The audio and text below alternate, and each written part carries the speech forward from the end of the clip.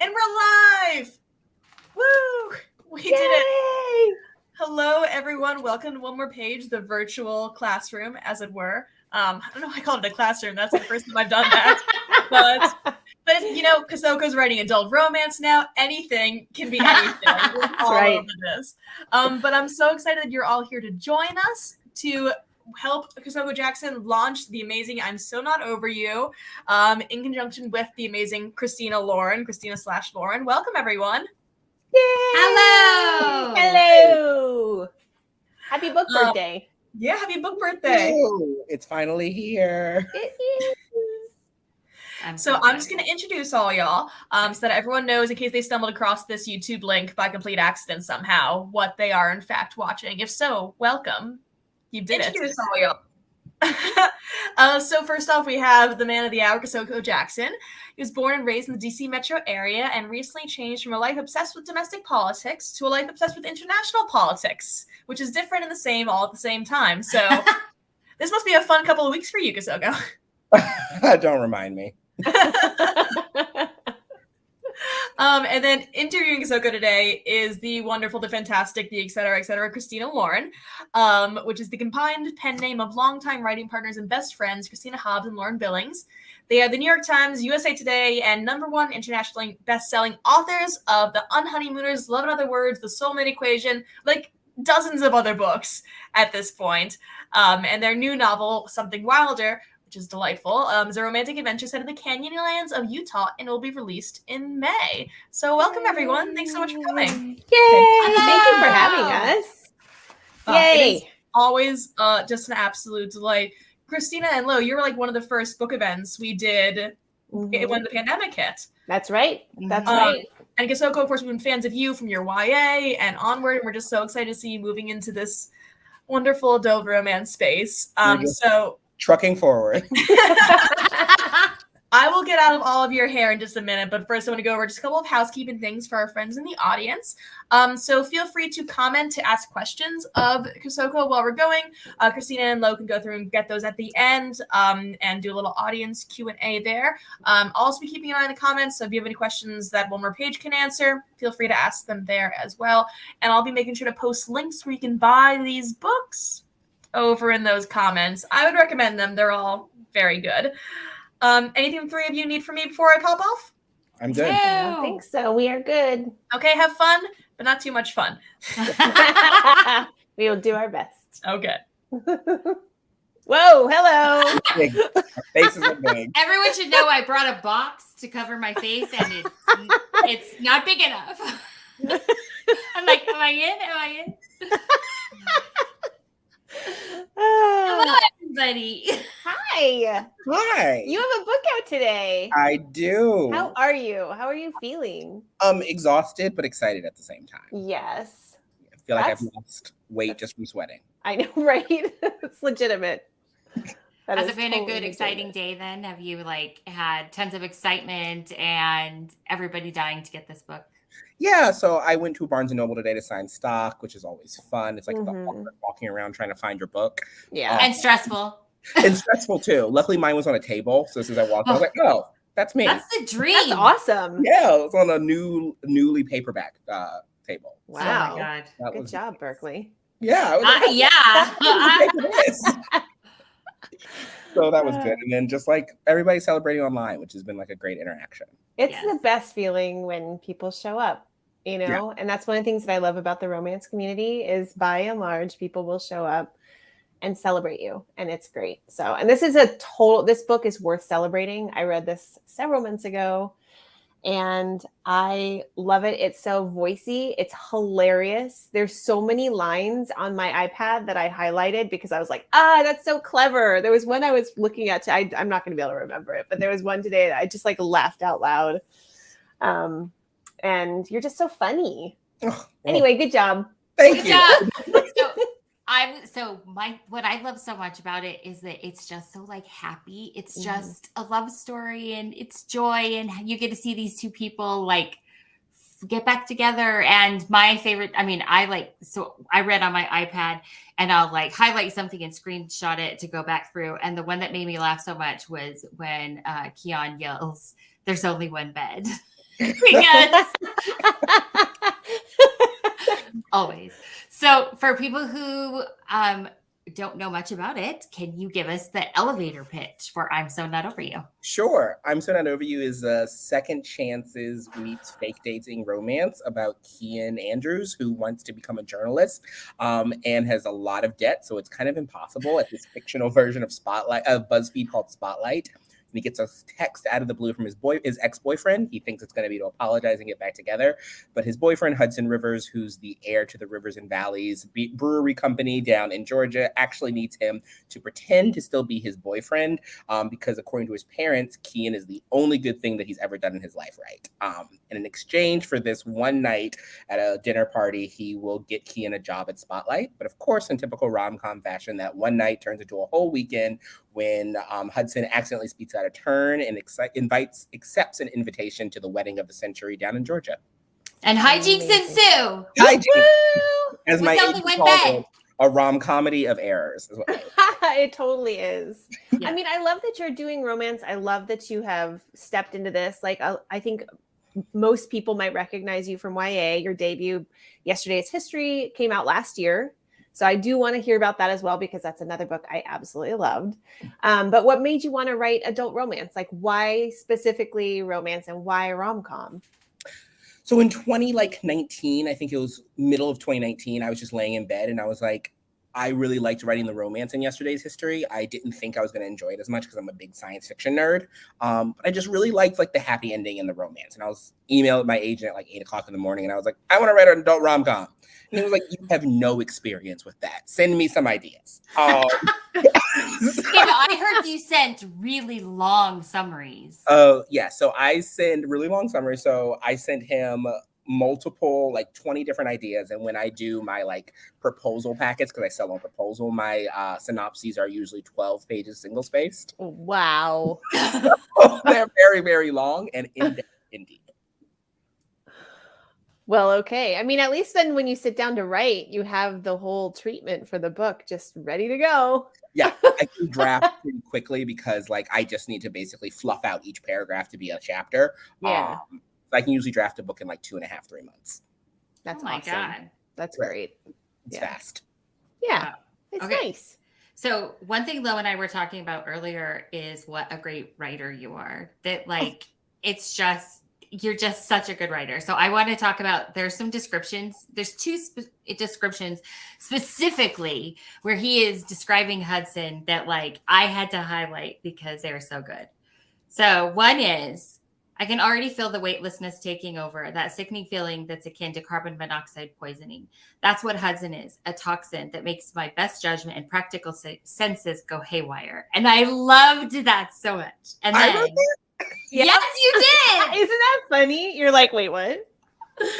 Then the other one is, there are two perfect descriptors that come to mind for people when they mention Hudson Rivers: whiskey and a steel string guitar. I like that one. I do remember writing that one. That Yes. was good. So what I want to know is, when you start out, do you know who these characters are? Because sometimes Lo and I will like know the characters first. Sometimes it's a story and we have to figure out. But did you know who they were like early on, and how much of their personalities and stuff came as you were drafting? So I know less about my main characters when I start because I typically, my boyfriend will tell me all of your main characters and all of your books are sarcastic bitches. And so I'm trying to break that a little bit. It's always the default. So I know my main character less, but for my love interest, I usually have like something about them that I want to focus on. For like Hudson, it's the fact that he plays acoustic guitar and he has a beautiful voice. For my next rom-com, it's the fact that he has tattoos and he wears beanies a lot. So like I kind of build off of that and then make a character around that idea. Awesome. And then how do you get to know, like, how do you get to know their inner, like if we're talking about Kian, right? You say Kian, it's not Keon, because I have a Keon best friend and he gets very mad when I say Kian. Okay. So I apologize if I will say Keon, because I will get smacked if I say that in real life. But how do you feel like you get to know, like at what point in the book? Because for us, we always start out and we're like, who are these weirdos? Like, who are these strangers? We're writing their story. How do they fall in love with each other? So like, at what point do you feel like you really start to know Kian? Kian came really easily to me, more than so than other books. I feel like I really wanted to, when I was writing the first chapter of the proposal, like the first 3 chapters have not changed at all. So when I sold the book, they were like sold sight unseen. My editor didn't have many touches for them. So I really focused on the anxiety. I remember applying for jobs. I remember applying for hundreds of jobs and like the excitement of getting that email and then getting the like, we regret email. And so I just kind of poured a lot of my own clinical anxiety into this character. Yeah. And just kind of like upped it up a little bit and focused that around him. And it just came like really, really easily after that. Okay. It's a lot like querying. Yeah. Where like is. at any moment, your day can be completely ruined. I remember ruined. Yeah. Like our first rejection came, I think, like 12 minutes after. It was like a form rejection. It was just like, no. And I think we sent it on a weekend. Like it was very demoralizing. Yeah. A weekend query that's like 12 minutes later is the worst. I know. Yeah. At least give us 48 hours. So I also want to tell people that if they have questions, we're going to pick somebody who is going to get a copy of I'm So Not Over You from one of our page books. So we will do that. Don't let us forget. Yes. Pick a name. So in romance, tropes are like a really big conversation. People are like, everyone has their catnip and that kind of thing. So this is second chance, fake dating, only one bed kind of a thing. But you jump right in. Like it is like when the book opens and he is like getting ready to meet him. There in the moment. So yep. Did you do that on purpose? So we are like right in the story. And also, what happened to them the first time? Oh my God, I want all the dirt. Don't ask me that question. Did you know it was coming? I knew it was coming because many people have asked me that question. You need to email Berkeley and ask them. So I did a lot of research about how to write rom-coms because I was like, I have no idea how to fucking do this. So I read like Romancing the Beat like 50 million times. Yes. And I love like the structure of a rom-com, which is why I love it so much because it's just very prescriptive and you can play with that once you learn it. So in a lot of rom-coms that I read, I was like, we usually have the meet cute or meeting the heroine or hero very early in the book. And so I was like, let's just start it. Let's just do it in the very first chapter. Like I'm not going to do 2 chapters in. I just want to make this quick and pacey. And so that's why that happened. And I kind of like love that. I like the meet cute at the end of the first chapter, maybe second chapter. I just think it's a cool way to throw the main character off balance, especially when you think about books should be written at the beginning of the story is that like the character's everyday norm being turned topsy-turvy. And so I try to think about that when I write a rom-com. As for what happened in the past, I honestly don't know. I don't know because I didn't think about it and literally no one thought about it. It's an error and a blind spot. I was like, I texted Lo and I was like, did I miss it? He's like, why did they break up? I was like, we don't know. It's okay. I want to know. We don't know. It's okay. But Kian is mad and Hudson's got to fix it. And yeah. You know what, though? Lo and I, just like in the book we're drafting right now, we are like pretty far into it. And Lo will ask me a pretty easy question about the character I'm writing. And I'm like, That's a good one. That's a real thinker. I should know that. Because you think it makes sense and then it's like you just forget that like yeah. It's fine. I mean, this story is adorable. You don't need to know why. No, this is just me being gossipy. I just want to know who messed up. I mean, the thing is, like, you feel as soon as they meet in the cafe, you feel like, okay, like there is a tension, there is a history there. They're super flirty. The whole dynamic is very like, they're flirty even when they're like hating each other, ready to cut each other. So some of that is probably some bleed over to like the original drafts because the very original drafts, like Hudson had a more like of a cowboy element to it, like cowboy boots. I think I was watching like Yellowstone or something. I don't know. Yeah. Very cowboy, and I was like, "Ooh, I like this cowboy," and that completely changed. I love when that stuff happens. So sometimes people will find something in our books, like in Holidays, they are asking if it's really supposed to be a love triangle, and we're like, No, I think you're getting shadows of Shadows of our first the draft. old draft. There I was know. a different hero. All right. So you say that you write stories about and for Black queer men and teens. And both Christina and I really love that doesn't necessarily mean just one thing. You've done time travel, sci-fi with a love triangle. You've got this contemporary rom-com. And then next month, which we'll talk about in a second, is another sci-fi that has a BLM theme. So I really like that you don't stay in a box. And I know that as a writer, both Christina and I really have struggled to just write the story that's inspiring us at the moment and not worry so much about like what our brand is or what we're supposed to be writing. And, you know, that means that readers will come to us and they'll really love one thing and they might love one thing less. And that's totally fine. So like, is this sort of how you want your career to go? Or are you finding kind of like what you really love to do? And then you kind of want to just like dive forward with that? That's a good question. I feel like I started writing really early. So I think I decided I wanted to be a writer in 2013, which would have been when I was like 23 years old. Okay. All right. That didn't have to throw that in. Both of us were like. And so the idea of what I wanted to be as a writer then isn't the same anymore now. I saw a TV show, I think it was Dexter. I have actually no idea because I saw it like in like a CBS or something while it was playing. And a character said to another character, do not let a promise that you made yourself 10 years ago dictate your choices that you make now. I love that. That's a good line. That's some truth. Yeah. Put that somewhere. Yeah. And so I always wanted to write like science fiction when I was younger because I think it was like what I was into. But like I want to do more. Like I really liked this rom-com. It was something that I tried. Like Jim and I went through 4 50-page proposals before we settled on this one. And I find so much fun in these books as I get older. And maybe in like 10 years, I'll be writing like intense literary fiction. But for now, like I want to stick with rom-com. No.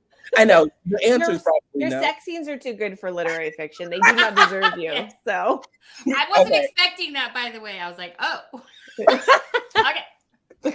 My daughter was behind me, and I was like, which is the funny thing about sex scenes, because Christina always gets them. My editor gets them last, so I turn in the book with TBD, and then we do edits, and it's still TBD until the very last minute. She's like, "You have to put the sex scene in," and I was like, "But do I?" You do. So yeah, to answer your question, I don't know where I'll be, but I like jumping around because, like you said, like I write what interests me right now, and like currently, I'm just really loving rom-coms. I'm hoping to like do like a dual like YA rom-com. Yeah. Like, trend. I love it, and I mean, I think as a writer, that keeps the career really fun, but it also means that the readers feel your excitement coming off the pages. This is really different from your debut, and it feels so fresh and voicey. And, you know, like we just finished not that long ago, Something Wilder. And it is a very much like it is a Christina Lauren book, but it is also very new for us because there's a lot of action adventure in it. And it was so fun. So like, I love when you have the freedom from your agent and your editor and your own mind to just write whatever story is inspiring you. I think that's awesome. And growth too. Like that's just part of like, also I feel like growing as a writer. Like I don't want to be writing the same things that I was writing like 10 years ago. Yep. Yes, exactly. I love that. Okay. So there's a lot of family in this book. And I want to know, like with Hudson's family and with Kian's and his brother, what can you tell us about that?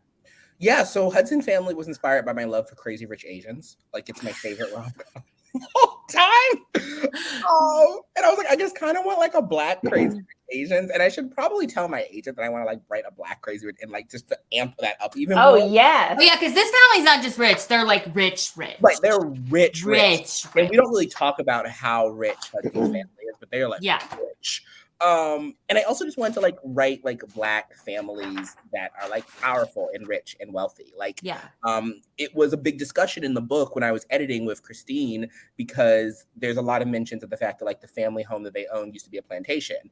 And we were like wondering if we could include that or not. I think it's really important. And I was like, I really think it's important to have a Black wealthy family who reclaims the narrative and like takes back his home and makes it basically the headquarters of like wealth and power in Georgia. So like that rich family was very, very important to me. I love writing strong female characters. So Olivia, I really wanted her in there. I love the type of dynamic where like a younger brother or a younger sibling is better than the older sibling, just because I'm the youngest in the family and I'm the best. So I like to replicate that. So, I mean, as sort of a follow-up, which is like you have so many great secondary characters, and I think both of us, as we were reading, were curious about whether you would do another book for Kian's brother. I was so like interested. He's so mysterious. Yeah. Like, give me more. The answer is maybe. Like, I have talked to like Berkeley about it, and so there's like a possibility, especially since my option is coming up. So who knows what will happen in the next couple of weeks?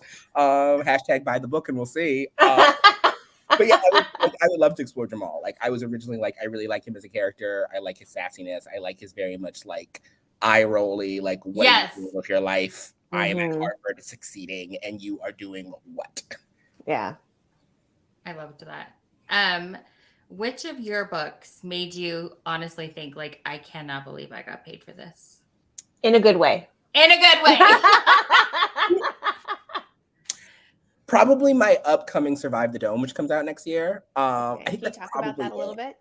Yeah, sure. I mean, Survive the Dome is a Black Lives Matter thriller about a young journalist who goes to Baltimore during a Black Lives Matter protest after the acquittal of a cop who kills a Black man. And during the protest, the government of Baltimore creates this impenetrable dome that surrounds Baltimore. And so Jamal, the journalist, teams up with a hacktivist named Marco and a hacktivist. We love it. And an AWOL military girl named Catherine to figure out like what happened, how the dome can be shut down, and to also combat these like militarized police officers that basically have like mass-produced Iron Man suits. And so it's like very much a Black Lives Matter, pro-teens. I wanted to write a book because I used to work in social justice. So a lot of social justice movements across the like birth of time have come from people of color and come from teenagers. And so I wanted to center them. And so I remember, and I wrote it during the George Floyd protest. And so I remember emailing my editor, like, I want to write this book that's very ACAB. There's like not a positive white person in this book, and all the bad people are white cops. And she was like, okay. That's like, awesome. What? This sounds amazing. And I don't know why it's not in my inbox. So we can make that happen. I'll okay. do it. Excellent. Will there be any, because even in your first, there was like a love triangle-y sort of thing. So will there be any romance in this one at all? There is romance, and that's what I really like about Survive the Dome. Like, it balances like these truly horrific things that are happening to like people of color, but at the same time, Jamal and Marco are like finding and like growing in love. Like, Marco is very much a Latinx hacker with like shaggy brown hair and muscles, and he's very hot. I hate to call teenagers hot, but he's very good. I love it. But he's a very charming young man. All right. So for us, the writing process is different every book. Like every time we sit down to outline, we're like, what are we doing? How does one write a book? We have never done this before. Like, we are such idiots when it comes to this. So are you a creature of habit when it comes to outlining and drafting, or have you sort of like, do you just figure it out each time? Or is it because you have those summaries? Is that what you use? It's a mixture of both, actually. So like my style is that whenever I come up with a book, I basically write the publisher's weekly announcement first for the book to make sure I can like summarize it in one sentence. That's really good though, because then you have, it's like writing your movie poster. Yep. Like you have the hook right there. You have the log line, you have the hook, you have the comps and everything. And I'm like, if I can't do that, then the book's not ready to be written yet. Then I do like the dust jacket of the book. And then I usually write the first 2 or 3 chapters just to make sure it's something that actually is going to stick. And then I work on the synopsis. But every book, I'm like, how do I do this? Like, I'm writing my option right now, and I'm like, I don't remember how to start a rom-com. Mm-hmm. Yeah. I mean, same.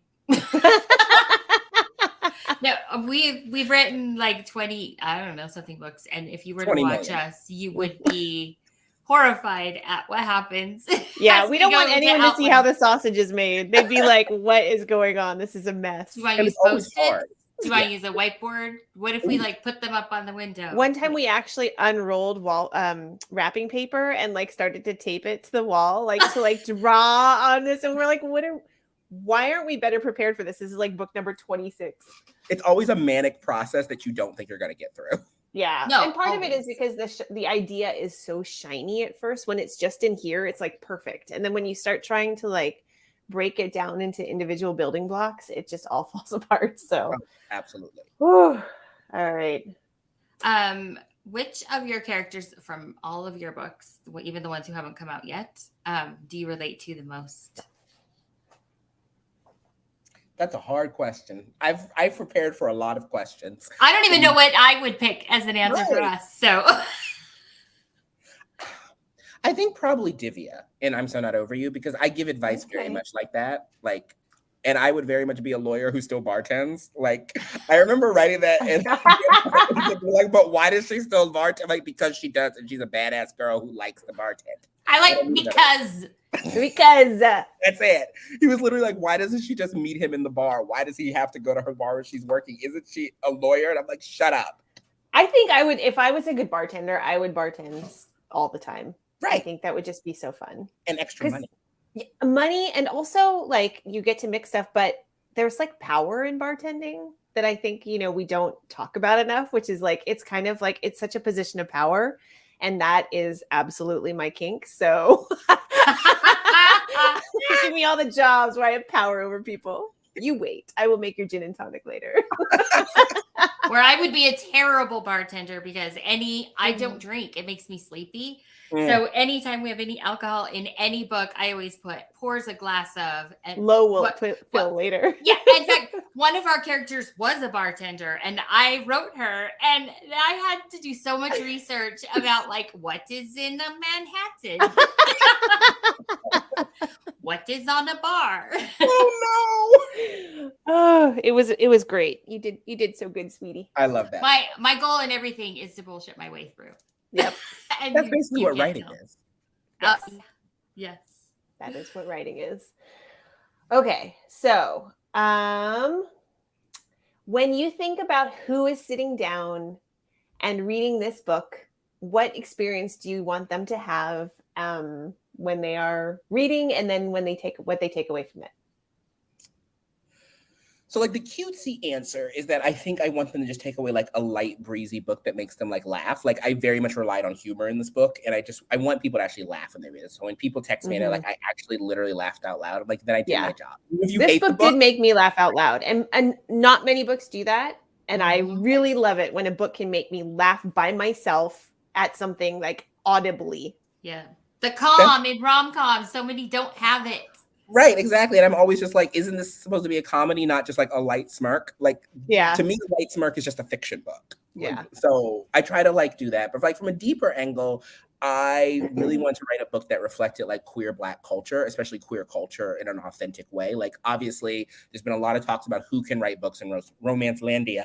And I think that everyone could write anything, but I do think there's like something authentic about queer books, especially queer gay books written by queer gay men. And I wanted to really reflect that in a way that didn't come off as like fetishizing, in a way that really like showed authentic queer relationships. And so I hope coming away from that people can be like, this is still a good rom-com. It just might go about things very differently or slightly differently than like a heterosexual rom-com. Well, I mean, I am not a queer man of color, but I can tell you that I felt a lot of authenticity in this book. And I think that was your voice coming through, whether you were channeling your voice through Kian or whether you found his voice so perfectly. But I really felt so connected to the characters. It's one of the reasons why I really love this book. And I hope that it rises to the top of the rom-coms for 2022, because it really does feel like it's such a voicey, authentic book. It's just wonderful. Thank you. I put a lot of work in this book, so let's hope it rises. At least middling. At least shooting for the stars. Yes. I'm shooting for realistic. I don't want to get that email on Wednesday where my publisher's like, No, like my motto for everything is like, let me manage my expectations. Yeah. That's your motto? Is that your motto? Listen, when I say something and then Lo goes, okay. I'm going to manage your expectations. Oh, God. You see the way she calls me out on everything? I mean, you got to have a friend who does that. She definitely does. So we talked about tropes earlier. What is your trope catnip? Because we feel like you can't start with a trope. Like that, otherwise, if your book reads sort of like you just had a bunch of stuff in a jar and you just like pulled it out, job, whatever. So we feel like you can't start from that, but like you can build it in. So mine is enemies to lovers. I just really love it when people are a little mean to each other. Lo loves like best friend, brothers, friends to like lovers, brothers, best friends, I love the it. pining. I love the pining. What is yours? Ooh, Grump Sunshine. Yeah. Probably mixed with like good girl, bad boy. I think Grump Sunshine is a hard one to pull off. It is very hard because I think it can lean sometimes into abusive. And so yes. It has to be done very, very well. Yes. And sometimes I think if it's like reversed and she's supposed to be the grumpy one, I'm just like, I don't feel necessarily like she's like strong. I just feel like she's sort of being like disagreeable kind of a thing. So it's hard to get right. We are, I mean, as humans are hard on the like heroine in any story. So if we're going to make a woman difficult, that's like a hard sell for a lot of readers. Yeah. I thought Allie Hazelwood did Grumpy Sunshine just exceptionally. Beautifully. Oh, yes. Also, office romances. Like, I know that there's a power dynamic in office romance that can often lead into icky, but like a really good power dynamic. A really good office romance. Yeah. Probably because I'm a workaholic. But yeah, same. But I actually don't mind a problematic power dynamic if it's overt and it's not pretending to be otherwise. Do you know what I mean? Yeah. Like, have them deal with that. Have them navigate those like pitfalls and obstacles. I think it's really those kinds of books, if you can pull it off, are really interesting. Now you just make me want to write like a boss and his assistant book. Do it and then make it work. Make us all believe it. Yes. Right. I want like the assistant to be like, you can't like just treat me like this. Yeah.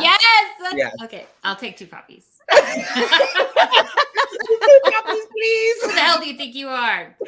3 copies. Honestly, I might have to, yeah. Okay. So this book brought me so much joy. What is bringing you joy lately? Anything. Doesn't have to be a book, can just be anything that's bringing you joy.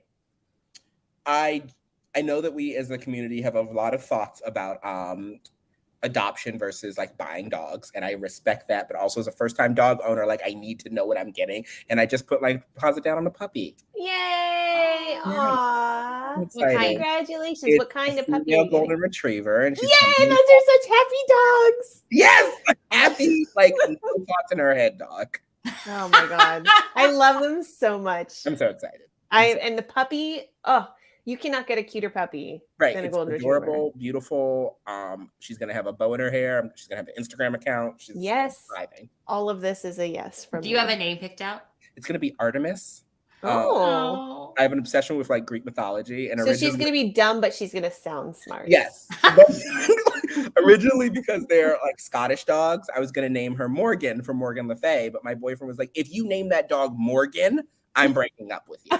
Oh, wow. Okay. So, You're like, this opinion is too strong. But the thing is though, and even if you give your dog a name, rarely do we use that name. right. Like one of my dog's name is Wesley, and we just call him Wetsy. Like Or all Wessels. you know what I mean? Wessels, or you know what? We never say like. Never say the real name. Yeah. It's only one of them's Dobby, and we're like Daubert, Bartholomew, Dobbs. I love that. Bartholomew.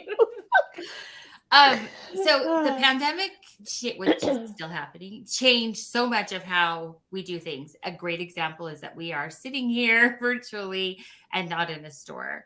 So what one thing that you had to do to adjust to life during the pandemic do you want to take with you? I had to structure my time better. I had to be really good at time management because like I also have a day job. So like that bled into everything of my life.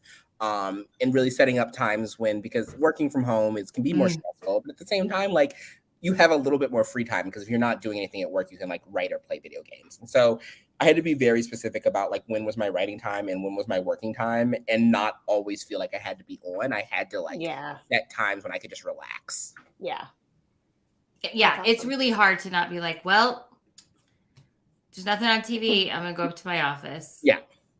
Yeah, basically. And sometimes I'm like, there's nothing on TV. I'm going to go to my office. And then sometimes there's like, I don't want to do anything today. I just want to sit on my couch and watch TV, which is good. But like, I'm having one of those days today. Yes. And that's totally fine because you worked yesterday and it was a holiday. Do you know what I mean? Like, I think that's one of the things is like what you're saying is learning boundaries, but also learning that it is okay to create boundaries where you wouldn't necessarily have put one before. Exactly. Right? Yes. Exactly. So like you can carve out a Wednesday to just be a lazy day, even though it's Tuesday. And we all deserve lazy days. Agreed. Yes, we do. I really hope one thing that we take, I obviously really miss in-person events. I miss meeting other writers, at conventions and stuff. But I really hope we still continue to do this and have virtual things because so many authors don't get to go on tour. And there are so many people in other countries and stuff. So I really hope that we continue to do this. The way bookstores have stepped up to really help has made such a difference. Yeah. And actually, that's just a great time to shout out One More Page Books, too, because they have been such champions for authors throughout all of the weirdness. And like they have just been so flexible in figuring out how to still support authors, sell books, reach their community. So I'm really glad for everybody who's shown up here. Definitely. Yeah. So we do have a question I'm going to read here. It's from Jess N. And just a reminder to you guys, if you ask a question in the comments, we are choosing a winner from people who've asked questions to win a copy of the book. So representation is so important. I love learning other people's experiences and point of view. Thank you for what you do. I will amplify that. That is very good point. Do you ever feel pressure? Sometimes. Like I used to feel a lot of pressure when I was younger, like in the very beginnings of my YA days. And I think I felt a lot of pressure with this book. Like there are not many traditionally published queer Black rom-coms published by Black men. If you take the traditionally published, I don't think there's really almost any. And I may be missing one. If somebody knows somebody, please let me know. And that felt like a lot of pressure to be like, if this book flops, then it's gonna like fuck up everybody. I remember like Wonder Woman, for example, when we were like, if Wonder Woman can't do well, then no movie can do well. And that's a lot of pressure for someone who, as Leah Johnson says, I just want to write my little gay books. And so it's hard. And I try not to think about that too much. As like I had to stop reading reviews because I was like calling my agent like, this review is tanking my book and I'm going to fail and Berkeley's never gonna buy a book again and I'm gonna let down every queer person. Yeah. You gotta mute Goodreads. I'm just saying that right now. I know. But it's so like there. I know, but it's not if you mute it. I'm so unaware of Goodreads. It's delightful. And the thing is, like, people who have early copies, they have expectations. So a lot of times those early reviews you see are going to be people who are coming into it looking for a very specific thing. Right. And I really do feel like the good books, and this is one of those, rise to the top. And that they are included in the conversations. People are going to be talking about it. So I feel for you with that pressure because I'm sure that is something that I can never understand. But I think you just knocked this out of the park. So. Absolutely. Your white mom is super proud of you. Thank you. And your other one. I'll be in your emails or your text messages on Wednesday. So we'll see. All right. We have other questions. Let's see. From Jedi Dick Sensei. Okay. No. Okay, that's about sneaking a parrot through airport security. How would you do it? So how about, Jelaine, what's been the most exciting part of writing this book? The most exciting part. I think exploring like comedy was really, really fun. Like I don't get to do that. Like my YAs are very thriller based. So taking like scenes and writing more comedic characters was just a fun, really release. There's a very infamous like clothing changing scene in I'm So Not Over You. And that was actually written when I was doing my proposal and my editor was like, I just would like 15 more pages. And so that I wrote that. I was like, this was just so like a giant dick print. It was just so fun to write the book. And I just don't get to do that in YA. And it just felt like taking every scene that's not serious and being like, how can I take it one step further? Was just So I have a question that when you're drafting, is it funny right out of the gate? Because a lot of times Lo and I will be like, put something funny here, or one of our like big revision notes. Because we do have some books that just come out funny, but then we have a note that's like, make funnier. Yeah. And, kind of a thing. No pressure. I hate seeing those in the margins when we're revising. I'm like, you're like, no, how? So like, how do you do it? How much of it came naturally and how much did you have to go back and fine tune? I will never like get the magic of this book again because all of this came naturally, and I think Yeah. that's like very, very lucky. Other books aren't as funny. They're more like situational comedy, or like they're probably going to be chuckle coms, not laugh out loud coms. I mean, I think like, and every book is going to have a different voice, you know. We have some people who are like, when are you going to write another on Honeymooners? And it's like literally never, because that was a book in a certain place and time. Like if you want other funny books, we have more. But like on Honeymooners is its own thing.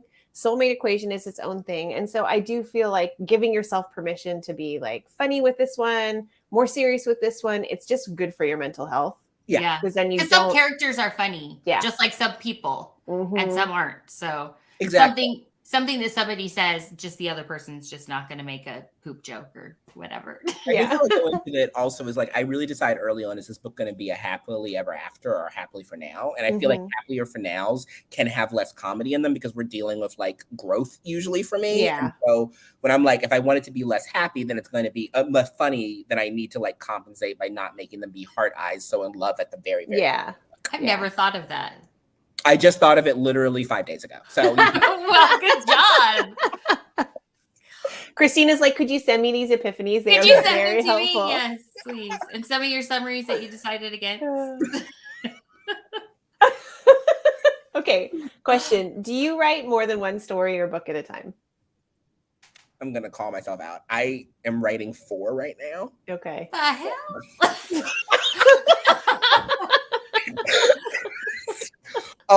So one is my new fantasy thriller that was announced 2 weeks ago. So that the whole book is due in April. So that has to be finished. Then I'm working on my option for Berkeley. Then I'm working on something I can't talk about. And I'm working on another book that I'm just kind of like dabbling and exploring. So like I work on many things at once, but like usually 2 things rise to the top as like the required writing that you have to do every day. Yeah. Got it. So are you going to be able to put out 2 books a year because you're doing 2 different genres? Yeah, probably. That's going to be the goal. I mean, this year is 3 books this year. Wow. Yeah, my second rom-com comes out in December. So nice. 3 books this year. And then wait, you have another rom-com in December? I do. Is it also Berkeley? It is. It's my second book in my 2-book deal. Wow. Do we have a title for it? Yes, we do, and I think I can say it. I was like, can I say it? Yes, I can, because it's in it. It's called A Dash of Salt and Pepper. Oh my God, and it's a cooking rom-com about a boy a guy whose life turns upside down after his boyfriend breaks up with him, and he loses his job, and he loses out on a fellowship that he was applying for, returns back home to his hometown of Harper's Cove, which is basically a fictional Sleepy Hollow, Stars Hollow, a fictional Stars Hollow. I love it. And he has to get a job because the fellowship comes through and it's like, we actually have a space for you, but you have to raise money in 6 weeks. And so begrudgingly, he takes a job as a prep chef at this very handsome 42-year-old man who owns basically the big restaurant in town, who has a very spunky 13-year-old daughter, and the begrudging butting of heads like Taming of the Shrew as they fall in love. I love it. So that's for now. I really love it when people's lives fall apart in the beginning of a book. I don't know why. It's my favorite thing. Oh my God. I just love it. Yep. It's so satisfying. It's very Hallmark vibes. Yes, Aaron. It's very, especially because I pitched it to my editor and I was like, the love interest looks like Milo Ventimiglia with tattoos and a beanie. Thank you. This is all I want in life. Literally all I want in life. And also sometimes I think people say like, oh, that sounds like a Hallmark. We get that a lot with like in a holidays, but it's like, yeah, but that's why people watch them or read them, because they're like candy. Like you want so many. They're comfortable. That's my dream. Like if Hallmark reached out and they're like, we want to turn one of your books into a movie. Yes, right now. Take it. Yes, exactly. My answer is yes. Okay. One more question. Do you tend to write in a linear fashion or do you jump around? Like I'm writing whatever. Writer. Are you? Okay. I can't jump around. It just bugs my brain if I'm like, there's a huge chunk here that I don't know what happened, especially if I'm trying to like make character growth. Yeah. I think I have to be linear. I think Lo could probably jump around. I do jump around her brain sometimes. is much more, it's much higher efficiency than Well, mine. if I know that a scene is coming up and it pops into my head, usually what happens is I'll wake up at like 5 a.m. and the scene will just be in my head. And so I just write on my phone. But then I know I have that for when I get to that scene later. You know, it's just like write it when it's in there. Yeah, Lo is a big phone writer. She like sometimes we'll text. It'll be 6:30 in the morning for me, 5:30 for her, and she's like, "I wrote 800 words on my phone." You're like, why? No, I'm like, why can't I have your brain? I'm a phone writer too, because I live in like the New York Really? area, so I'm on the train a lot, so I write on my phone. Yeah. Well, then I should tell you that your notes app will only let you have so many words before it starts dumping things. It used to. It might not anymore, but in 2013, I was writing a book in there. Just like I was on vacation, I was in Scotland. We were driving around the countryside, and it like dumped. It just started dumping everything above.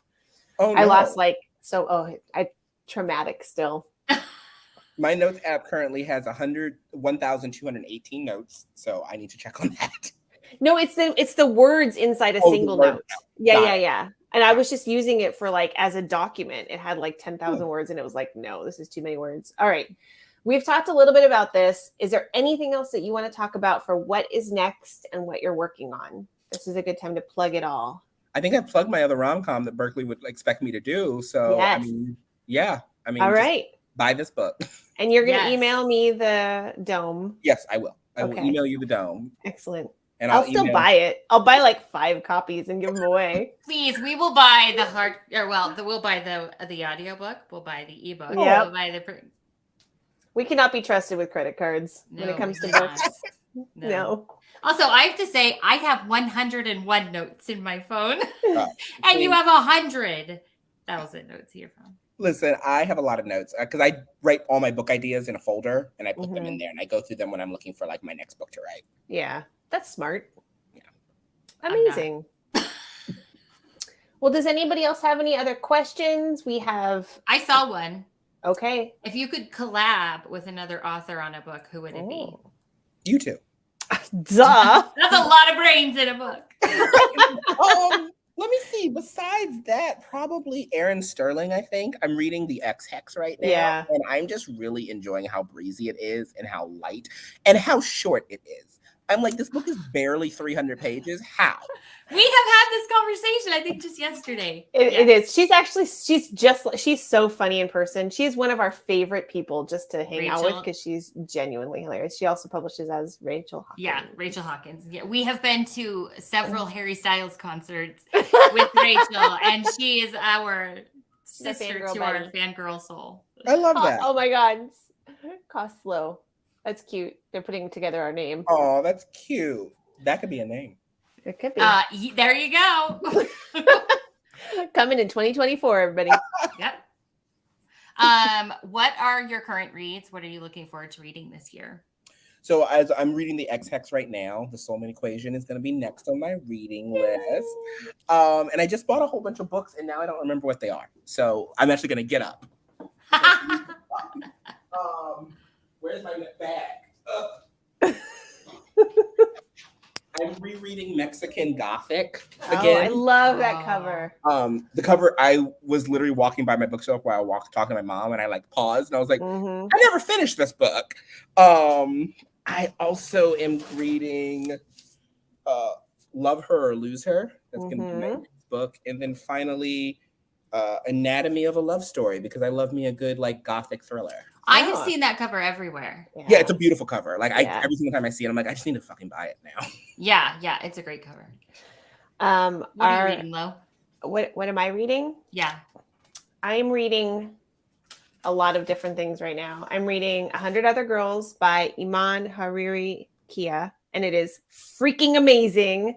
And it comes out in August, and it is like Persian American, Iranian American, Devil Wears Prada, but in a magazine with a digital and print side that are kind of like the old dinosaurs and the new kids. I love And that. it is so good. It is voice just screams off the page. It's super funny. It's really witty. It feels very like modern and current. And like, I feel like I'm in New York when I'm reading it. I really love it.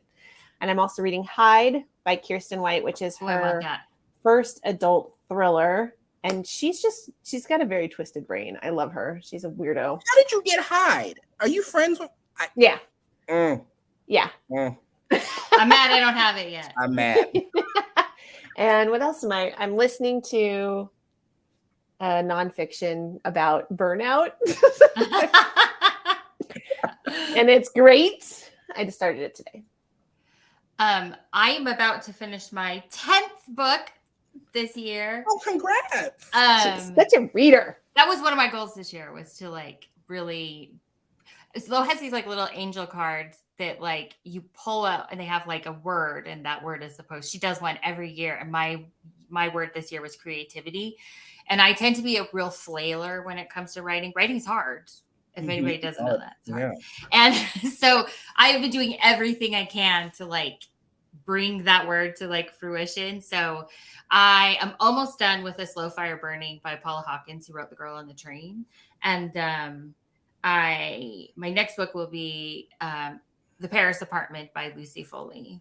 Oh yes, that just came out, didn't it? Yeah, I think it came out last week, but the audiobook, I got the audiobook. So the cover is beautiful. Yes, and I've like read all of her books. I just like, I love thrillers. So Yeah. They're good when they're good. Yeah. That's exactly it. Yes. I said to Lo, I feel like I've had a couple 3-star reads this year. And it's because sometimes when I think you read like too much too soon of the same sort of thing, they start to kind of run into each other. Exactly. Yeah. Yeah. Mm-hmm. And I finished Seven Husbands of Evelyn Hugo. And yeah. That was obviously I still haven't the hype finished is yet. It's good. I'm like halfway through. It's really wonderful. I love that book. She's just a good storyteller. Do you know what I mean? Like, Lojing is really good. Yeah, she's a great storyteller. Somebody asked if we are underwriters or overwriters. Like, that is, do you have to add in or do you have to delete in edits? I'm actually a pretty accurate writer. Like, all my books, I usually am only adding or taking away like 5 to 8% of the text. All right. Probably because I have these big synopses. Like, yeah. I'm So Not Over You. I think we only added in 2 chapters. My next book, Dr. Salt and Pepper, was probably the most. I added in 10,000 words for that one, but that's because of like second book syndrome. I very much sent it to my editor, like, I don't know what this is. Yeah. Find it for me. Yeah. That makes sense. We tend to be underwriters, although this current book, we're writing Fizzy's book from Soulmate Equation, and it's going to be long, but that's okay. Like, she has a lot to say. Yeah, I struggle for every word. And in this one, we've been like 1,200 to 1,500 word scenes. And I'll be like, it's 2,800 words. So I think I've overwritten in this one, and a lot will get cut. Yeah. But how long are your average chapters?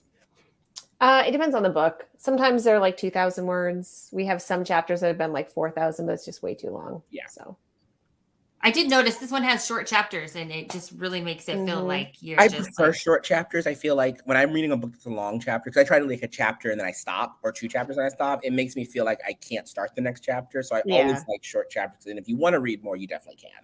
Yeah. Yep. It's good. So yay. Anybody else have any questions? These are some good ones. What we'll do is we'll pick a winner from the questions, and we will email you guys because we have your emails for registration. So I don't know. Thank you for asking us to do this, or letting us do it, I should say. And like, thank you, One More Page Books, for hosting this and always being such champions. You guys make sure you order your books through One More Page. And thanks for doing it. Thanks for taking the time. I know we're all very busy, so I really appreciate it. Of course. Happy book birthday one more time. Thanks. Yes. Yay. Get your cake. Yes, get a cake. Everyone should be eating cake right now. It's Nova's birthday. Everyone celebrate. I have the links in the comments. You all have them from your registration emails. And if you enjoyed this event, we do many others like them, often with these 3 people. So that's always a plus. Plus, quick plug for a future One More Page event. We have our Nova Teen Book Festival Homecoming coming up March 14th through 18th. It's all returning alumni authors from previous Nova Teens. So if you enjoy an alumni, or if you enjoy a virtual event through us, come check that out. And thank you all. It's always just such a pleasure. Just always an absolute delight. Yes, so much fun. Yes, this was thank awesome. you. Yay. Thanks, Awesome. everybody. Thank you guys. Have a good night. Bye.